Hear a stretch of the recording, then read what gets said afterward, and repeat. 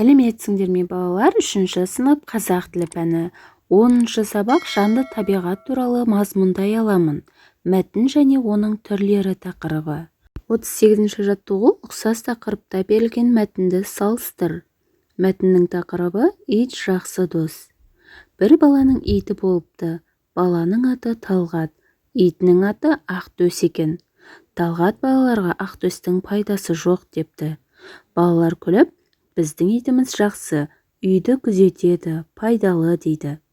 Бірде Талғат орман ішімен келе жатып, бір қасқырды көріп, қорыққаннан айқайлап жібереді. Оны Ақтөс естіп жүгіріп келеді. Ақтөстің аф деп үргенінен қасқыр қаша жөнеледі. Талғат оның көмектескеніне риза болады. Содан кейін Талғат Ақтөспен жақсы дос болып кетіпті. Мәтін жыл 12 ай журналынан алынған. Ал енді балалар мәтін мазмұны бойынша берілген тапсырмаларды орындайық. Мәтіннің атына назар аудар. Ол негізгі ойдың қысқаша атауы екенін дәлелде. Балалар мәтінде иттің адам үшін ең жақын әрі пайдалы екендігі айтылған, оның адамның мүлкін және өмірін қауіптен қорғайтыны бейнелі түрде берілген. Сондықтан да ит жақсы дос атауы мәтін мазмұнын ашып тұр. Келесі тыңдаған мәтіндегі ақпараттың дұрыс-бұрысын анықта. Балалар, мұнда ақпараттар берілген. Осы ақпараттардың дұрыс-бұрысын анықтауымыз қажет. Ақтөстің пайдасы бар. Дұрыс, Ақтөстің пайдасы бар, балалар. Ит үйді күзетпейді, пайдасыз. Бұл бұрыс. Ақтөс Талғатқа көмектеспеді. Бұрыс ақпарат, себебі Ақтөс Талғатқа көмектесті, балалар. Келесі Талғат оған қатты ренжіді. Бұл да бұрыс ақпарат. Себебі Талғат оған ренжіген жоқ, қайта керісінше оған риза болып, екеуі жақсы дос болып кетті. Ит пен адам дос бола алмайды дейді. Бұл да бұрыс ақпарат.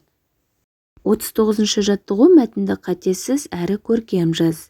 Мәтіннің тақырыбы ит. Адам баласының ең бірінші қолға үйреткен жануары ит. Ол адамға ең үйірсек жануар. Иттер жоғалған нәрсені табуға өте қабілетті. Олар үй-жайды жақсы күзетеді. Ал енді балалар, төменде берілген тапсырмаларды орындайық. Ит туралы оқылған осы екі мәтінді салыстыр. Ұқсастығы мен айырмашылығын тап. Қай мәтінде ит туралы нақты фактілер берілген? Қайсысы көркем мәтін? Балалар, мұнда 38-ші және 39-ші тапсырмадағы мәтіндерді салыстыратын болсақ, екі мәтіннің ұқсастығы тақырыбы, екі мәтінде де ит туралы ақпарат береді. Ал айырмашылығы мәтіннің түрінде. Бірінші мәтін көркем мәтінге жатады. Себебі оқиға баяндалып тұр, Ал екінші мәтін ғылыми мәтінге жатады. Себебі онда ит туралы нақты фактілер берілген, Атап айтқанда, иттің жоғалған нәрсені табуға қабілетті екендігі, үй-жайды жақсы күзететіні туралы айтылған. Келесі тапсырма, суреттегі иттер туралы энциклопедиядан ақпарат тауып оқы. Мұнда балалар, бірінші суреттегі ит құмайтазы. Құмайтазы қазақтың дәстүрлі ит түрі, жеті қазынаға жататын жануар. Тазы сөзі парсы тілінен аударғанда епті, шапшаң деген мағынаны білдіреді. Ал екінші суреттегі ит қасқыр ит, яғни овчарка. Қасқыр ит мықты, бұлшық етті, дене бітімі аздап, ұзын тұрқылы. Негізінде иесін жақсы тыңдайды, сенімді және батыл ит. Ал үшінші суреттегі ит алабай. Алабай Орта Азиядан тараған. Қарауыл және қорғаушы қызмет үшін пайдаланылады. Мінеки балалар, осы сияқты суреттегі иттер туралы энциклопедиядан өздерің басқа да ақпараттар тауып оқуларыңа болады. 40-шы жаттығу, төмендегі екі мәтінді салыстыр. Ұқсастығы неде, айырмашылығы ше? Бақа құрлықта да, суда да тіршілік етеді. Сондықтан оны ғалымдар қосмекенді деп атайды. Ғылыми мәтін екенін дәлелде. Балалар, мәтінде нақты фактілер берілген, сондықтан да ол ғылыми мәтін. Бұл әңгімелеу мәтіні ме, әлде пайымдау мәтіні ме? Өз жауабыңды дәлелде. Бұл пайымдау мәтіні, себебі мәтінде дәлелденетін пікірмен дәлелдеу бар. Сондықтан да ол пайымдау мәтіні. Жұмбақты оқып шешуін тап. Сулы жерді мекендеп, құрлықта да секеңдеп, Шыбын-шіркей аңдиды жемге қашан жетем деп.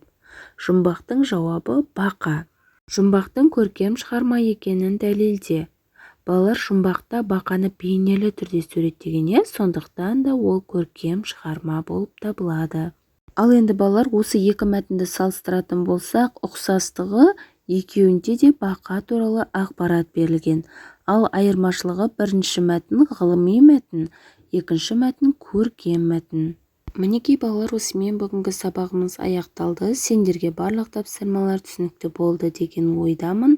Балалар, келесі жаңа сабақты жіберіп алмау үшін каналға тіркеліп қоңырауша белгісін басуды ұмытпаңдар. Келесі жаңа сабақта кездескенше сау болыңдар.